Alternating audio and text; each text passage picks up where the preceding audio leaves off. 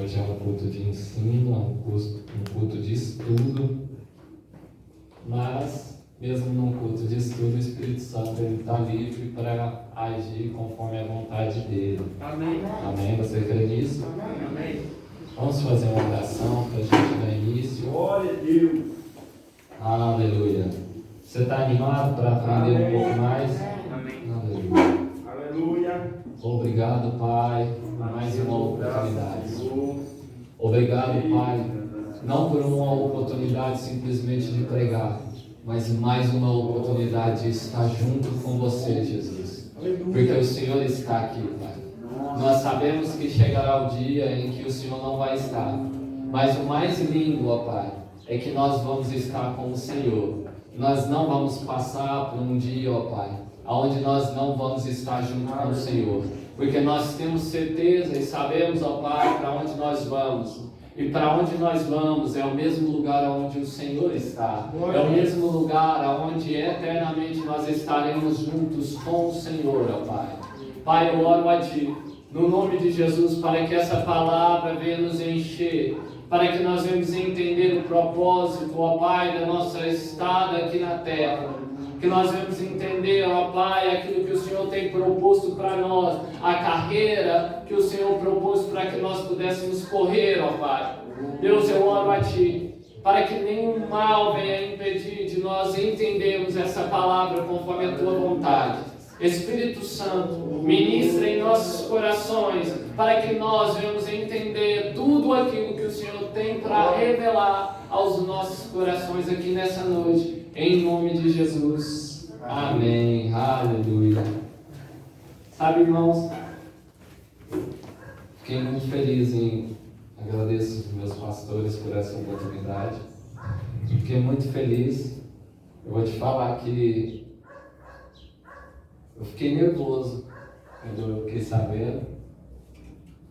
Irmão, nervosismo por pregar, em mim pelo menos nunca passou. Porque é uma responsabilidade tão grande de ensinar a palavra de Deus. E sabe que essa palavra que o Senhor falou comigo já tem mais de 2 meses o estudo sobre posicionamento. Foi bem no início. Eu acordei com essa palavra já na minha cabeça e eu não sou de levantar com a palavra na cabeça e escrever. Geralmente eu deixo para lá. Mas nesse dia eu acordei com uma palavra muito forte no meu coração e eu falei, eu vou escrever essa palavra. E eu peguei e comecei a escrever. E eu escrevi tudo aquilo que o Espírito Santo ministrava no meu coração. Só que tudo o que eu escrevi eu não vou trazer para você, porque boa parte foi para mim. É particular meu com o Espírito Santo. Então, eu não vou trazer tudo para você, porque boa parte foi para mim. E sabe, o Espírito Santo, eu estava meditando sobre posicionamento. E eu comecei a pensar, ok, por que tudo isso? Por que tudo isso? Por que uma vida na terra? Por que um posicionamento? Por que existe uma posição certa? E por que eu não devo andar numa posição errada? Por que tudo isso? Às vezes a gente para pensar, né? Por que tudo isso? E uma das coisas que o Espírito Santo ministrou para mim foi que existem 2 posicionamentos desde o princípio. Um posicionamento original e um posicionamento corrompido. O posicionamento original é aquele que Deus fez Adão e Eva perfeitos, sem morte, 2 homens que viveriam uma eternidade, um homem e uma mulher que viveriam eternamente. E essa, desde o princípio, é a posição que Deus estabeleceu para o homem. Desde o início, o pensamento de Deus fosse que o homem vivesse uma vida eterna e não uma vida passageira. Mas aí veio uma outra posição que se tornou uma posição corrompida. E essa posição corrompida, ela trouxe com ela uma consequência. Ela trouxe a consequência de morte. Mas aí o Espírito Santo, ele veio ministrar no meu coração que não era simplesmente uma morte física, mas que era uma morte espiritual, uma morte eterna. Então eu comecei a pensar, ok, e o que a minha vida aqui na terra, o meu posicionamento aqui na terra tem a ver com isso?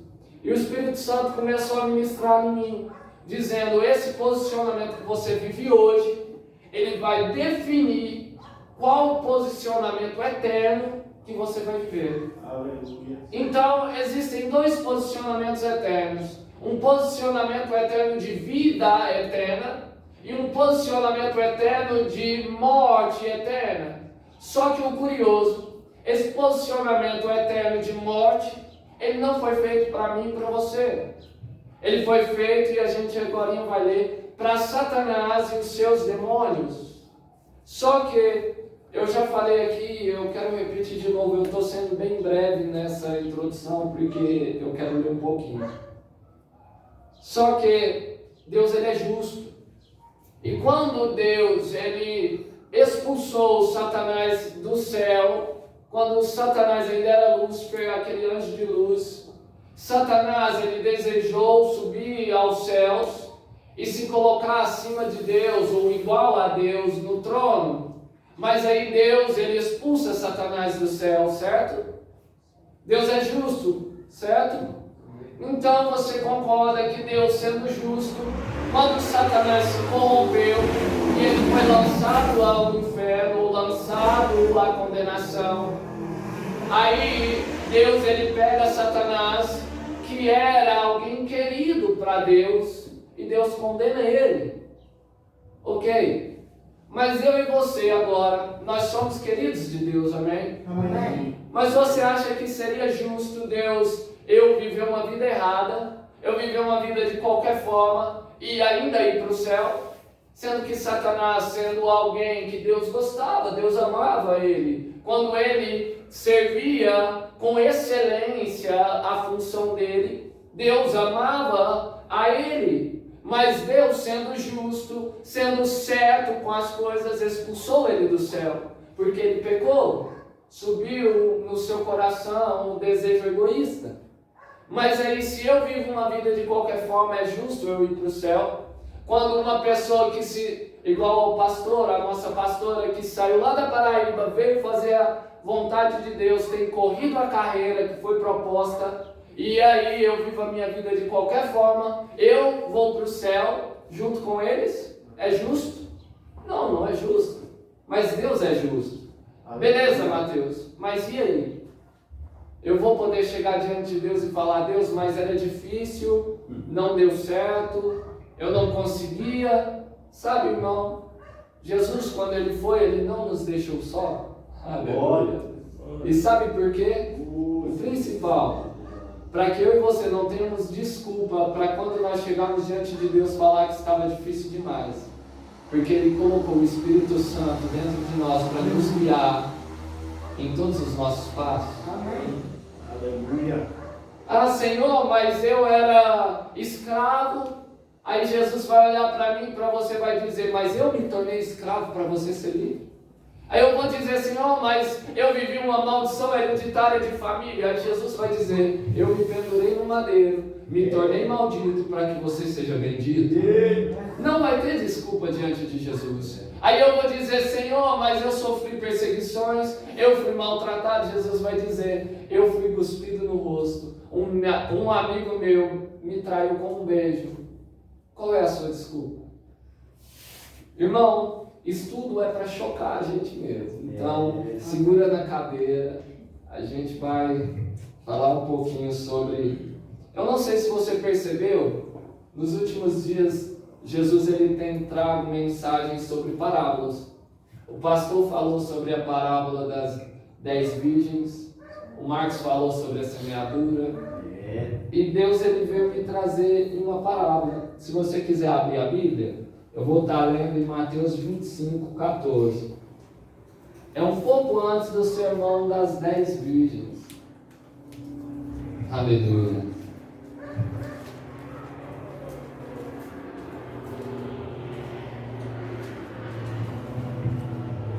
Aleluia.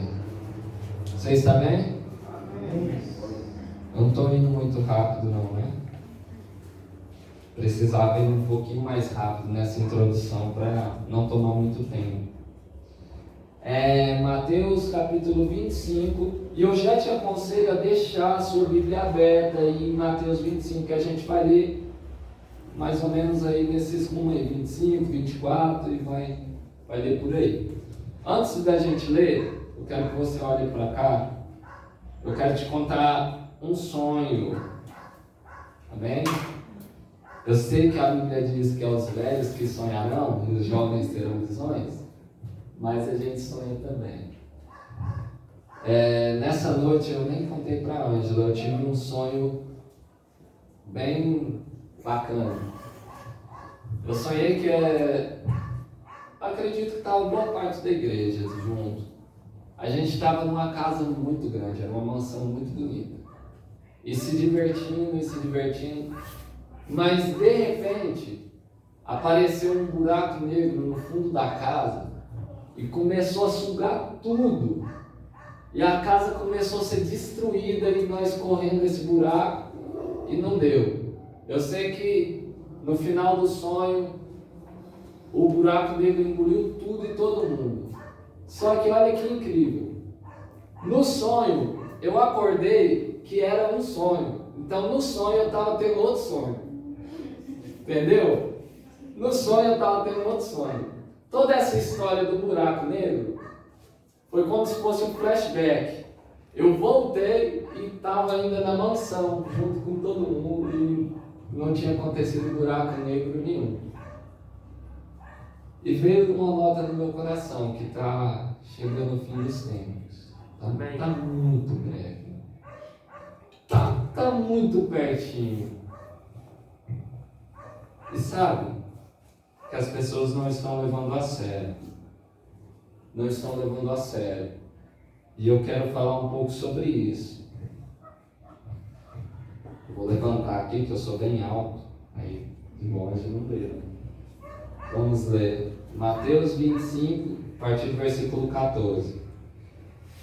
Essa aqui é a parábola dos 10 talentos. Diz assim: porque isto é também como um homem que, partindo para fora da terra, chamou os seus servos e entregou-lhes os seus bens. E a um deu 5 talentos, e a outro 2, e a outro 1, e a cada um segundo. Presta atenção nisso daqui que ele vai dizer, ó. A cada um segundo a sua. Então o Senhor deu a cada um segundo a sua capacidade. Então esse Senhor, ele sabia da capacidade de cada um, certo? Ok. Continuando no versículo 15. E assentou-se logo para longe. Versículo 16. E tendo ele partido, o que recebera 5 talentos, negociou, e ele com eles, e granjeou outros 5 talentos. Da mesma sorte, o que recebera 2, granjeou também os outros 2. Mas o que recebeu 1, foi, cavou na terra, e escondeu o dinheiro do seu senhor. E muito tempo depois veio o senhor daqueles servos e ajustou conta com eles. Vamos passar lá para o versículo 23. E disse-lhe o Senhor: bem está, bom e fiel servo, sobre o pouco foste fiel, sobre o muito te colocarei, entre para o gozo do seu Senhor. Olha, presta atenção no 24. Mas chegou também o que recebera 1 talento, e disse: Senhor, eu conhecia-te, que eras um homem duro, que ceifa onde não semeastes, e ajunta onde não espalhastes, e atemorizado escondi na terra o teu talento. Aqui está o que é seu. Respondendo, porém, o Senhor disse-lhe: mau e negligente servo, sabes que ceifo onde não semeei, e ajunto onde não espalhei. Devias então ter dado o dinheiro aos banqueiros, e quando eu viesse, recebera o que é meu com os juros. Vamos parar por aqui. No começo, Jesus, isso daqui é Jesus pregando. Ele vai dizer que da mesma sorte, aí ele começa a contar a parábola. Se você ler antes, Jesus ele tinha acabado de contar a parábola das 10 virgens. E sabe, eu estava meditando nessa parábola também. Essa parábola é bem interessante, sabe por quê? Porque as 10 virgens, preste atenção nisso. Tudo o que Jesus está falando aqui é sobre a eternidade. A gente vai, inclusive o tema da mensagem é eternidade. Claro que o tema principal é posicionamento. Jesus ele estava falando sobre as 10 virgens. E eu comecei a pensar, cara, as 10 virgens, elas sabiam o que deveriam fazer. As 10, elas conheciam o noivo. As 10, elas sabiam a roupa que deveriam vestir. As 10 sabiam o que deveriam levar para a viagem, porque as 10 tinham candeias. As 10 tinham azeite. As 10 sabiam o que estavam fazendo. As 10 sabiam o que tinham que fazer. E as 10 sabiam que deveriam comprar mais azeite. Só que olha que interessante. Não sei se por amor ao dinheiro e por não querer gastar mais, 5 preferiu não comprar mais azeite. E 5 prudentes decidiu comprar mais azeite. Que interessante. Que interessante isso. Vamos pensar sobre posicionamento. Essas 5 decidiram elas preocuparem com as coisas terrenas. Mas as outras 5 decidiram se preocupar com uma eternidade junto com o noivo. E é isso que é interessante. Jesus ele fala sobre essas 5 noivas que foram imprudentes, que não compraram aquilo que era necessário, e fala sobre 5 que foram prudentes, que gastaram mais do que o necessário para poder chegar aonde o noivo estava. E aí ele começa falando sobre os talentos. Olha que quando ele falou sobre as noivas, ele falava sobre igreja. Ele falava sobre pessoas que estavam na igreja. Ele não falava de pessoas do mundo. Ele não falava de pessoas fora da igreja. Tanto que Jesus ele diz que larga é a porta que leva para a perdição, mas estreita é a porta que leva para a salvação, e poucos são os que há. Você sabe a palavra que Jesus diz? Poucos são os que a encontram. São poucos os que encontram essa porta. Mas sabe que tem muitos que estão no caminho para encontrar essa porta. Mas muitos não querem pagar o preço necessário, seja em dinheiro, em tempo, em coisas, para poder encontrar essa porta. E foi o que o Espírito Santo estava ministrando no meu coração. A gente leu aqui que o Senhor, ele sabia da capacidade de cada um, certo? Então, esse servo, ele tinha a desculpa de chegar diante do Senhor e dizer: Senhor, mas eu não tinha capacidade de administrar aquilo que o Senhor colocou na minha mão. Ele tinha, sendo que o Senhor sabia a capacidade de cada um, e ele confiou a cada um conforme a capacidade de cada um. Ele confiou para uns 5, por quê? Porque ele sabia da capacidade daquele de administrar os 5 talentos. Mas ele confiou a outro somente 2 e a outro somente 1. Por quê? Porque ele sabia da capacidade de cada um.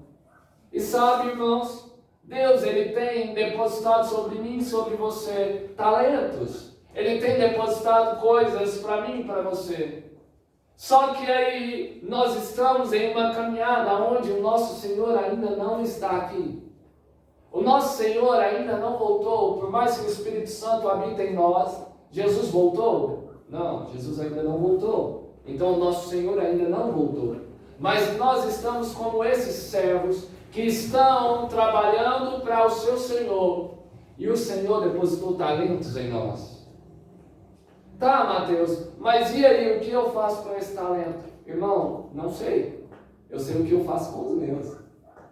Mas você pode ter certeza que Deus depositou sobre você conforme Ele sabe que você tem capacidade de administrar. Então eu e você não teremos desculpas quando nós chegarmos diante de Deus. Sabe o que é interessante? Quando a gente chegar diante de Deus, Deus vai olhar para mim e para você e vai perguntar: onde estão aquelas 1000 almas que eu confiei a você? Aonde estão aquelas 10.000 almas que eu confiei a você para você ganhar? Aonde estão aquelas 10 pessoas que eu confiei em você? Aonde estão a sua casa que eu confiei nas suas mãos? Aonde estão os seus filhos que eu confiei nas suas mãos para você guiar? Aonde estão? E aí vai caber a mim e a você ter o direito de dizer: Senhor, aqueles que o Senhor confiou a mim estão aqui. Ou Senhor, eu não tinha capacidade de administrar aquilo que o Senhor confiou a mim. E será que vai colar? Não vai. Não vai colar diante de Deus, por quê? Porque o Senhor, Ele conhece a capacidade de cada um de nós. Tá, Mateus, e aí? E aí, irmão, que quando esse Senhor veio, eles não sabiam a hora que o Senhor veio. Eles não sabiam a hora que o Senhor viria. E isso é interessante. Nós não sabemos a hora que Jesus vai voltar. Nós não sabemos o dia que Jesus vai voltar, irmão. Eu estava estudando essa palavra dentro de mim, estava tremendo. Eu não sei o dia que Jesus vai voltar. No domingo eu disse, em outras palavras que eu não vou repetir agora, mas eu disse que a gente deve estar atento para a volta de Jesus. Sabe por quê? Porque nós não sabemos o dia e nem a hora que Jesus vai voltar. E o posicionamento que eu estiver, principalmente naquilo que Ele confiou nas minhas mãos, vai definir aonde eu vou viver a minha vida eterna. Mas como a gente tem vivido uma vida aqui na terra, a gente às vezes está como esses servos. Meu Senhor às vezes nem vai voltar. Meu Senhor tem demorado tanto, será que Ele vai vir? Meu Senhor, Ele ainda não veio. E sabe que às vezes, por conta disso, as pessoas têm negligenciado os talentos que o Senhor confiou nas mãos delas. E irmão, nós não sabemos o dia nem a hora que Jesus vai voltar.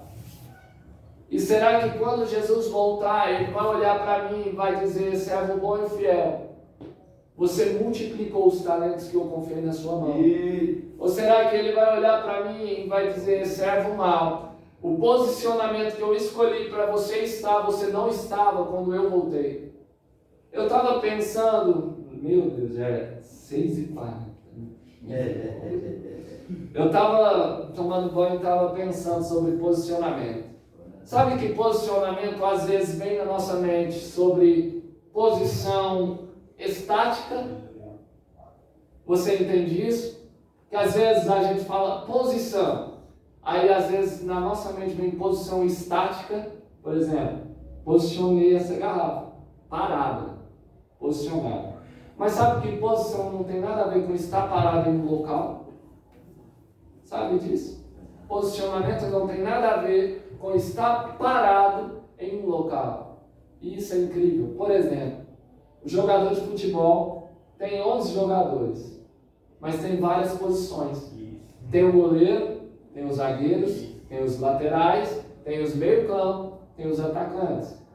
Agora imagine você, se eles não pudessem mexer, cada um tocasse a bola de longe parado, seria horrível. E isso não é posição. Posicionamento é o quê? É o zagueiro ficar na área demarcada para ele estar. É o lateral estar no local onde foi separado para ele. É o goleiro ficar onde foi preparado para ele estar. E ao invés de ele sair correndo e pensar que é um atacante, ele continua no gol, defendendo o gol, porque a função dele, a posição dele, o posicionamento dele é aquele. E aí que muitas pessoas têm se perdido, porque Deus propôs um posicionamento para mim e para você, mas às vezes o meu posicionamento é de goleiro e eu quero correr a minha carreira como atacante. E não vai funcionar, porque a carreira proposta para mim, o meu posicionamento é um posicionamento de goleiro. Amém. E isso vai definir a minha eternidade. A gente vai ler um pouquinho sobre isso mais para frente. Meu Deus, deixa eu continuar. Vamos continuar. Você não fechou sua Bíblia não, né? Ó, no 25. Aí lá na frente, quando pega o servo mau, lembra que a gente estava lendo sobre o servo mau? Vamos só ler a consequência desse servo mau. Ó, lá no versículo 29 do capítulo 25. Porque a qualquer... Não, versículo 30.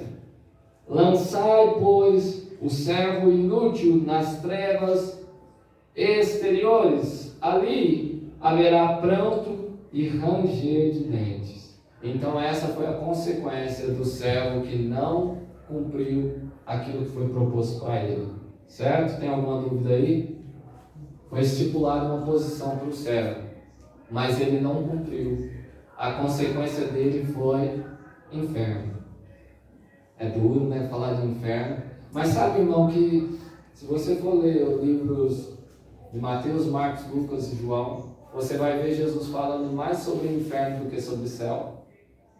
E nas igrejas a gente vê mais, infelizmente, sobre prosperidade do que sobre céu e inferno. Infelizmente. Graças a Deus que aqui não é assim.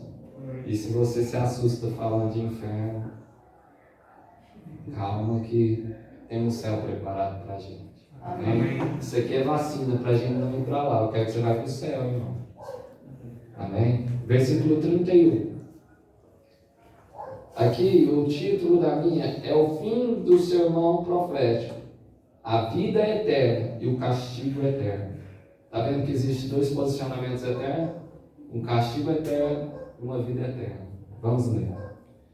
E quando o Filho do Homem vier em sua glória, e todos os santos anjos com ele, então se assentará no trono da sua glória, e todas as nações serão reunidas diante dele. Isso aqui é uma profecia, vai acontecer, viu? Pode ler isso aqui porque vai acontecer. Continuando, versículo 32. E todas as nações serão reunidas diante dele, e apartará um dos outros, como o pastor aparta os bodes das ovelhas, e porá as ovelhas à sua direita, mas os bodes à esquerda. Então dirá, você percebeu que os bodes e as ovelhas estavam juntos? Você percebeu, né? Estava junto. Tá, vamos continuar. Versículo 34. Então dirá o rei aos que estiverem à sua direita: vinde, bendito do meu Pai, possui por herança o reino que vos está preparado. Aleluia. Eu vou escutar isso aqui. Você vai escutar isso aqui para você? Aleluia. Aleluia. O reino que vos está preparado desde a fundação do mundo, porque tive fome. Olha que interessante isso daqui. Eu não vou ler aqui, agora a gente volta a ler. Deixa eu ver aqui onde a gente vai continuar.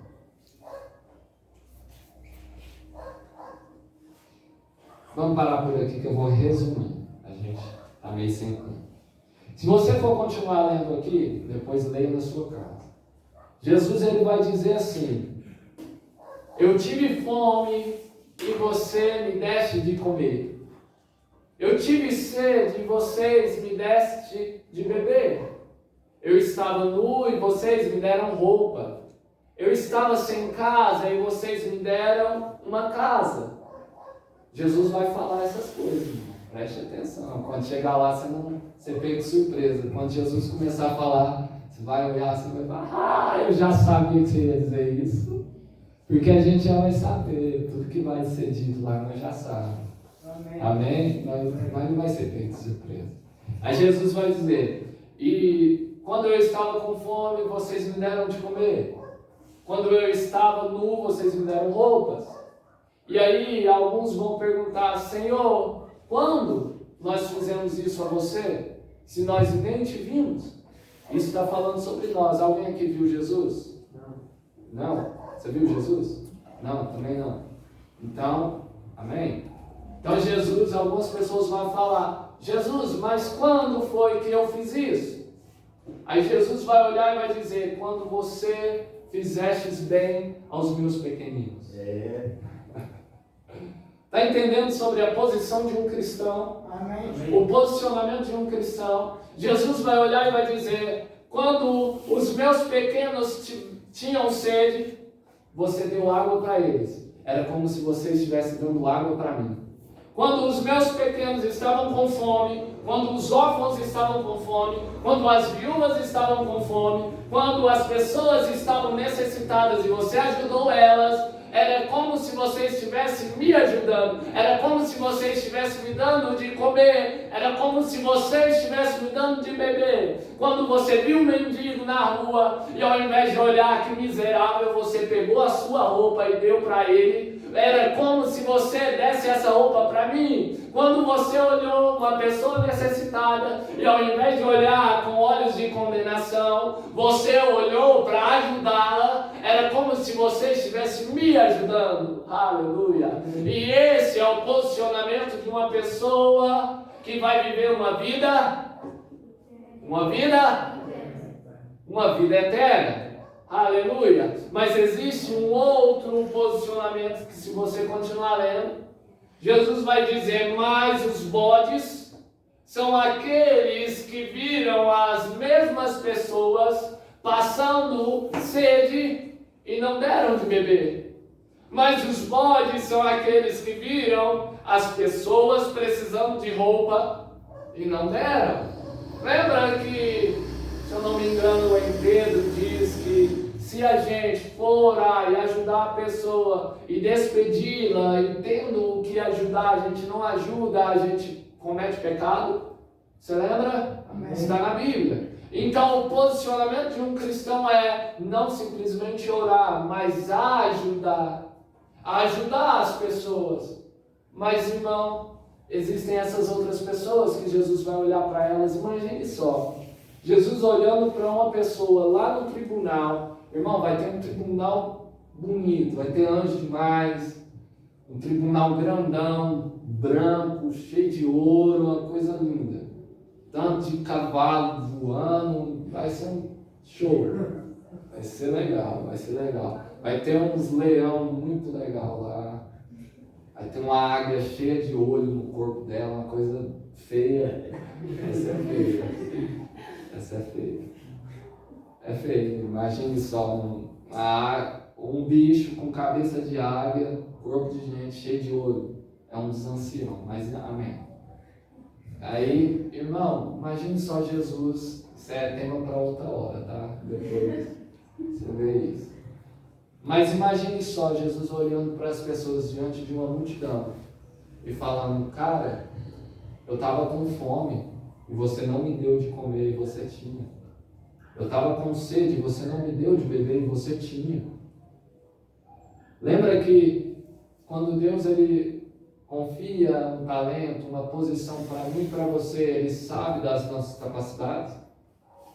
Você acha que seria justo Jesus olhar para mim, Mateus, e falar, Mateus, eu estava com sede e você não me deu de beber.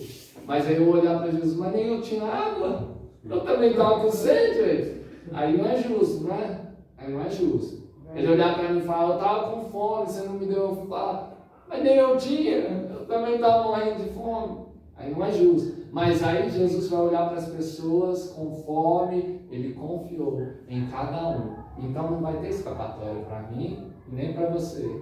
Porque Ele confiou coisas para mim e para você. Beleza. Mas como que eu vou saber? Irmão, estando posicionado naquilo que Deus propôs para você correr. Mateus tem idade para isso? Não, irmão, não tem. Não tem idade. Porque nós não sabemos o dia nem a hora que Jesus vai voltar. Mas existem dois posicionamentos. Existem dois posicionamentos certos. A Bíblia diz que vai estar dois no campo. Um vai subir e o outro vai ficar. Por quê? Porque um estava posicionado certo, estava na posição certa, estava correndo a carreira que foi proposta para ele. Mas existem pessoas, sabe, conforme eu leio a Bíblia, conforme eu vou estudando, eu tenho percebido que o posicionamento que Deus tem estabelecido para a igreja é um posicionamento onde nós devemos deixar as coisas do mundo para lá, onde nós devemos deixar as coisas do mundo para lá. Sabe, conforme eu tenho lido, eu tenho visto que o que Jesus quer é que eu pare de me preocupar em comprar casa, em comprar carro, e eu comece a juntar um tesouro no céu. Por quê? Porque a carreira proposta para mim e para você é juntar um tesouro no céu. Essa é a carreira proposta. Se você não sabe ainda a carreira que foi proposta para você, essa é ela, ajuntar um tesouro no céu. Para de pensar em ajuntar tesouro na terra. Comece a focar em ajuntar um tesouro no céu. Por quê? Porque aquelas 5 virgens que se preocuparam em ajuntar um azeitezinho na candeia, foram as que entraram. Mas aquelas que não se preocuparam em ajuntar o tesouro no céu, elas não entraram para as bodas do Cordeiro. Irmão, entende que quando eu e você coloca em primeiro lugar os nossos sonhos, os nossos desejos, os nossos projetos, examine você. Pense aí, o que está na frente? Os seus sonhos? Ou, se você ainda não sabe, conhecer quais são os sonhos de Deus para você? Ou se você já sabe quais são os sonhos de Deus para você, mais apertado ainda, porque aí você tem que colocar na balança. O que você tem colocado mais em primeiro lugar? Os seus sonhos, a sua casa, os seus projetos, qual é a posição que você está? Ou é fazer a vontade de Deus acima de todas as coisas? Correr a carreira que foi proposta, ajudar os necessitados, colher as viúvas, colher os órfãos, ajudar as pessoas que têm precisado e principalmente, irmão, ajudar os seus pastores, ajudar a sua igreja. Sabe, a gente vai lendo a palavra, a gente vê Deus falando, larga o dinheiro, larga as coisas e foca a sua vida no reino. Por quê? Porque a vida na terra, ela gira em torno de 80, 100 anos. Mas a vida com Deus é uma vida eterna. E é muito melhor perder a vida terrena e ganhar uma vida eterna. Mas sabe por que eu vou ser bem breve nisso daqui? Que às vezes as pessoas não têm focado na vida eterna, porque elas nem sequer sabem o que vai fazer nessa vida eterna. Elas nem sequer sabem o porquê. Você acha que Deus é carente? Seja sincero, Deus é carente? Não. Deus ele é o amor. Ele não é carente. Então, será que o que Deus quer, quando ele criou o ser humano, era porque ele estava carente? Não. Deus ele criou o ser humano por quê? Porque ele quis. Pronto. Mas beleza. Deus quis fazer o homem, não é? Ele não disse, façamos o homem foi porque ele quis. Amém? Amém. É verdade, não estou brincando, não, é verdade. Mas aí, beleza. Deus, o homem se perdeu. Mas aí Jesus, ele restabelece um direito, uma porta estreita, que nos leva para a posição, lembra que eu falei sobre a posição original? De vida eterna. O homem tinha caído, mas Jesus conquistou o direito de nós voltarmos para a posição original. É porque Deus é carente? Não. Existem uma missão para nós na eternidade. Existem coisas para nós fazermos na eternidade. Nós não vamos estar diante do trono cantando santo, santo, santo. Para isso já tem os querubins. Para isso já tem anjos lá. Deus não precisa disso. Deus não está à procura dessas coisas. Claro que Ele está à procura de verdadeiros adoradores que adoram o Pai, Espírito e em verdade. Por quê? Porque esses são aqueles que vão herdar a vida eterna. Porque eles não se preocupam mais com as coisas deste mundo. Mas deixando para trás as coisas que ficaram, nós prosseguimos para o alvo que é Cristo. Mas quanto mais eu corro para o alvo que é Cristo, eu vejo que Cristo, Ele estava numa cruz. Eu vejo que eu corro para uma cruz. E essa cruz é morte para mim. Porque Jesus diz: aquele que quiser vir após mim, negue-se a si mesmo, tome a sua cruz e siga-me. Mas as pessoas não querem tomar essa cruz, elas querem carregar os seus sonhos, elas querem carregar os seus carros, elas querem carregar as suas casas. Mas, irmão, essas coisas são passageiras. Quando eu nego a mim mesmo e corro a minha carreira, eu corro para uma eternidade de vida eterna com Cristo. Amém. Aonde nós lemos aqui agora, deixa eu ler de novo, para você ver. Vamos, pode ficar tranquilo, eu vou ler. Esse aqui vai ser o prêmio das ovelhas. Ó. Então dirá o rei aos... Vamos voltar aqui. Então dirá o rei aos que estiveram à sua direita: vinde, bendito de meu Pai, possui por herança o reino. Reino, sabe o que é reino? Reino tem rua, reino tem casa, reino tem muita coisa. Reino é um país, é um reino. Aleluia, isso aí é para você, viu? Isso aí é para você. Aleluia, meu Deus. Então ele dirá: venham, ó, e possui por herança o reino que vos está preparado desde a fundação do mundo. Aí ele vai começar, porque eu tive fome, você... Amém. O que nós vamos receber por herança? É para você, irmão. É um reino. Você não vai receber. Às vezes as pessoas ficam falando: não, a gente vai subir para o céu e ganhar uma mansão. Irmão, eu vou receber um reino. Amém. Eu vou receber um reino. Não é uma casa, não, é um reino. Você vai receber por herança um reino. Aleluia. Não é uma casa, é um reino. Aleluia. Mas existe um caminho a trilhar. Existe um posicionamento a estar. Aleluia. Deixa eu ler para a gente finalizar. Já é 7, né? Meu Deus. Aleluia. Vou ler para a gente finalizar Mateus 7, versículo 21. Se quiser abrir lá.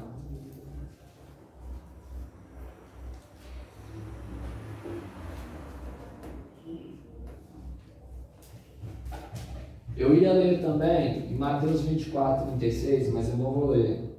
Lá vai dizer que... Não, a gente vai ler sim.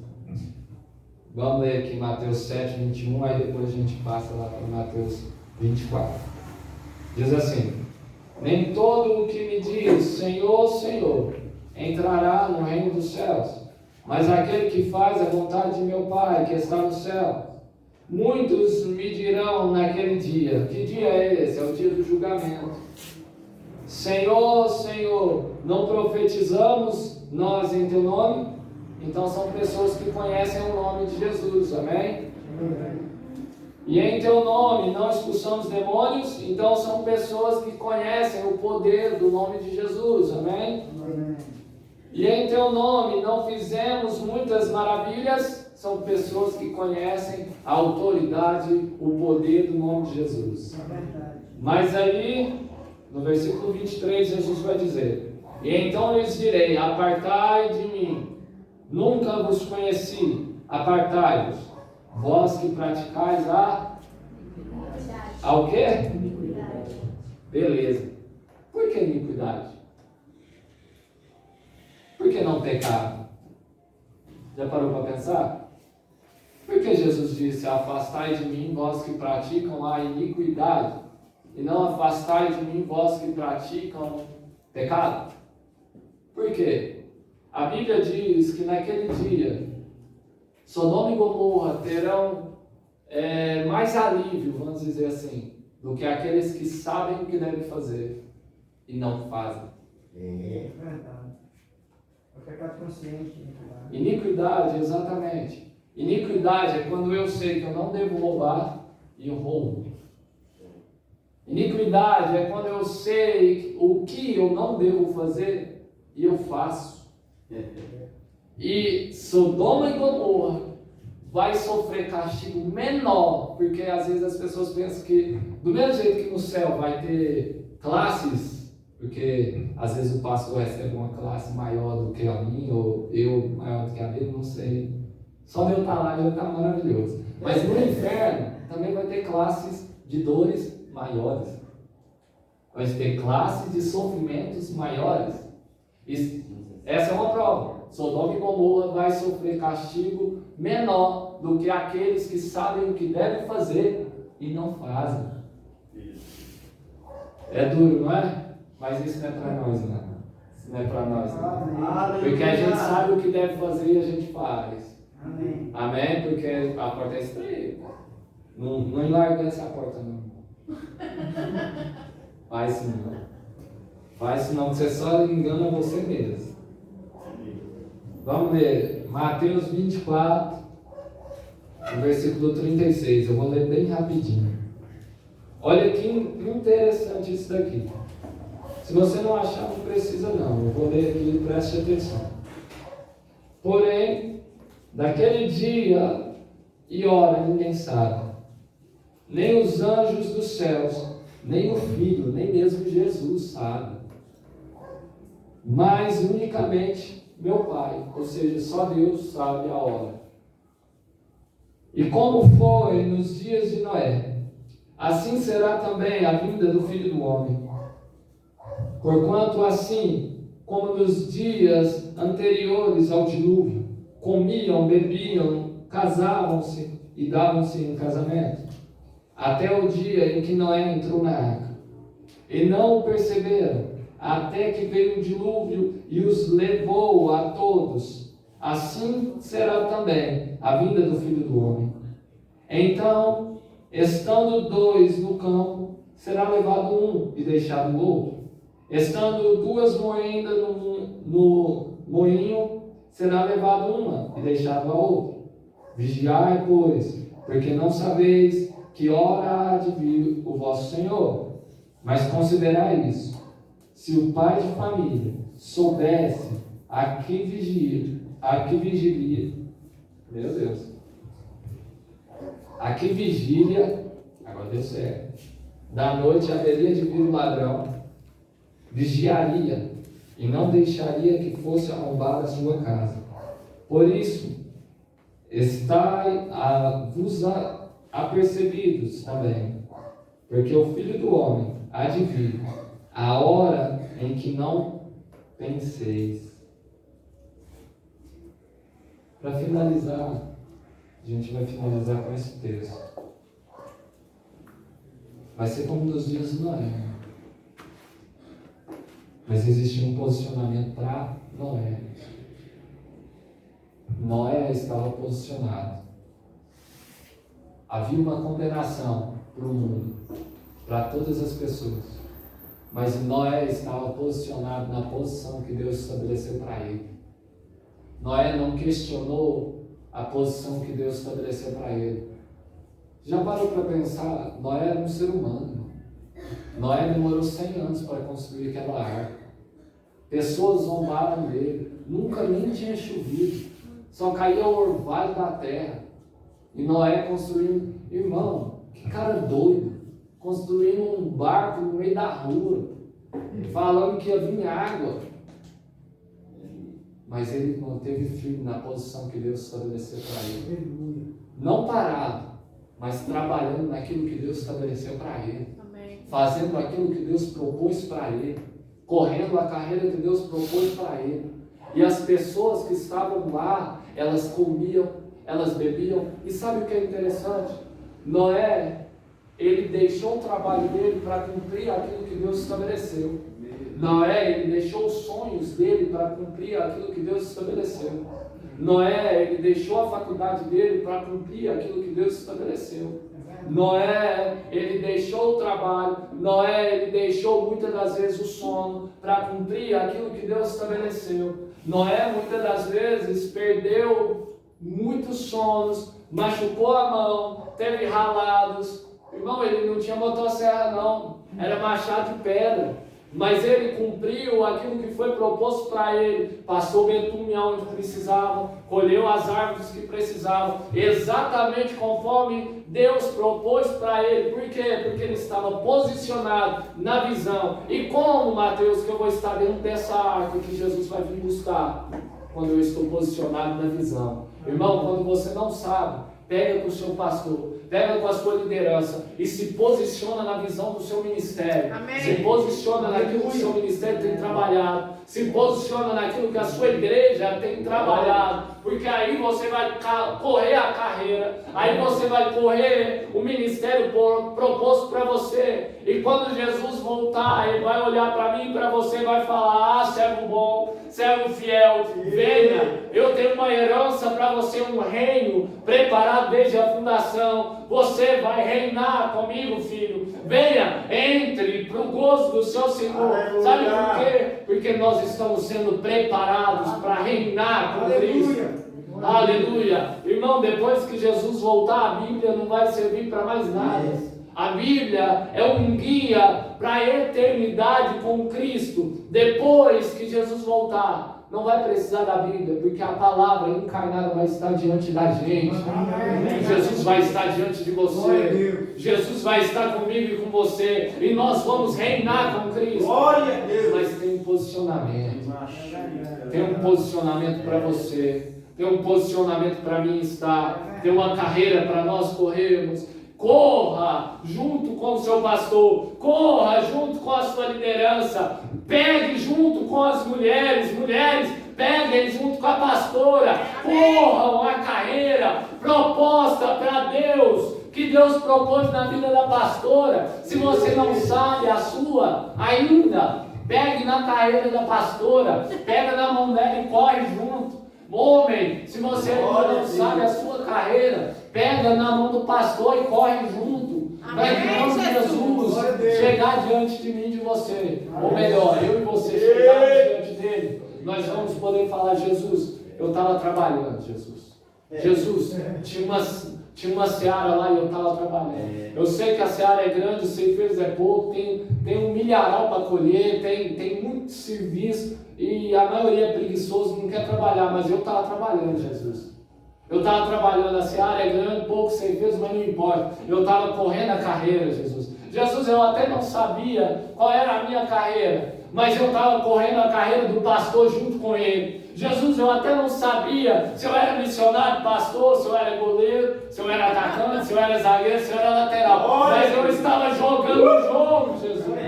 Eu estava junto com o técnico. Eu estava lá incentivando, eu estava lá correndo. Aleluia. Ei, irmão, aleluia. Tem um tempinho para a gente orar. Tem que terminar aqui, olha, pastor. Passa 7h20. Bora louvar um pouquinho. Se coloque de pé. Se coloque de pé. Eu espero que essa mensagem te estremeça por dentro do jeito que me estremeceu. Irmão, tem um posicionamento eterno, irmão. Eu estava pensando, por que posicionamento? Porque o seu posicionamento hoje vai definir o posicionamento eterno que você vai viver. Se você viver um posicionamento de qualquer forma aqui, não vai ter desculpa diante de Deus. Porque Deus deixou uma palavra para a gente estudar e um Espírito Santo para nos guiar. E não vai ter desculpa diante de Deus, irmão. Eu quero que você vá para o céu. Tem idade, Mateus? Não tem, não. Ei, eu quero que você vá para o céu. Eu quero que você vá para o céu junto com a gente. Eu quero que você reine no céu. Eu não quero chegar lá e saber que você foi para o inferno, irmão. O inferno foi preparado para Satanás e para os demônios. O céu é preparado para você. Aleluia! Mas você sabe o que você tem que fazer. Eu sei o que eu tenho que fazer. Lembra que eu disse que eu não sei o que você deve fazer? Mas você sabe. Você sabe aonde tem que apertar. Sabe, irmão? Mateus, e o que você quer orar? Não, eu quero orar para que Deus ele possa, mas ainda temos tempo para reconciliar com Jesus. Nós temos tempo ainda. Jesus ainda não voltou.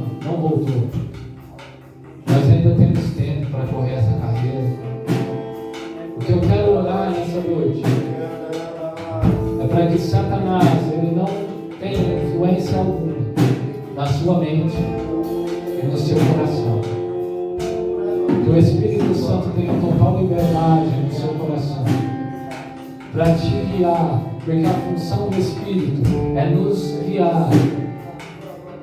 A função do Espírito, irmão, a principal função do Espírito. Olha que Jesus ele veio falar sempre sobre a eternidade. A função do Espírito é convencer o homem do juízo e da morte. A função principal do Espírito Santo é convencer o homem do pecado e da morte. Por quê? Porque Ele quer alentar você e eu quando todos vocês estão errando. Irmão, se Jesus está te alertando nos seus erros, é porque Ele sabe que você tem forças para consertar. Se Jesus está te alertando, é porque Ele sabe que você tem forças para se consertar. Aleluia. Eu pago um preço tão alto para eu e você termos o direito de reinarmos com Cristo.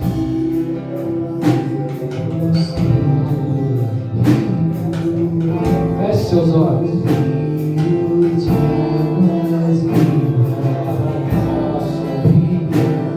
Amado, que o teu Espírito estremeça em nós, Pai.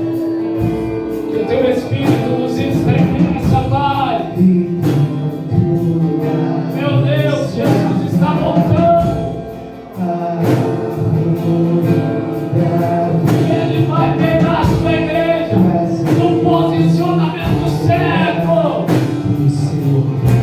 Meu Deus.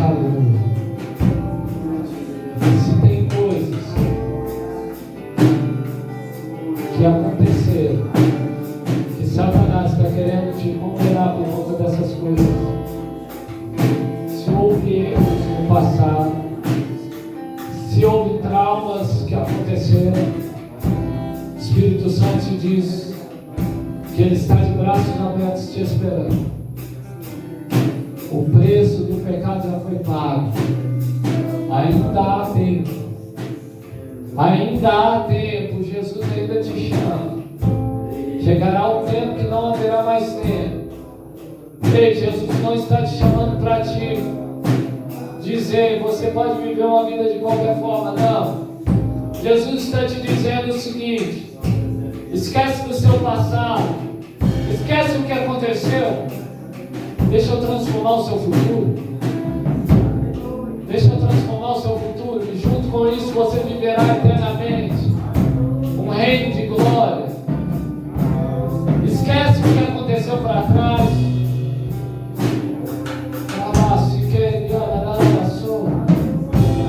Espírito Santo, abraça-nos aqui nessa noite. Tão certo como eu estou aqui, eu tenho certeza disso que o Senhor ministra. Ai, querida. Espírito Santo, ministra em nossos corações, pois o Senhor é quem convence o homem do pecado, da morte. Mas o Senhor nos mostra a solução. Jesus não te condena,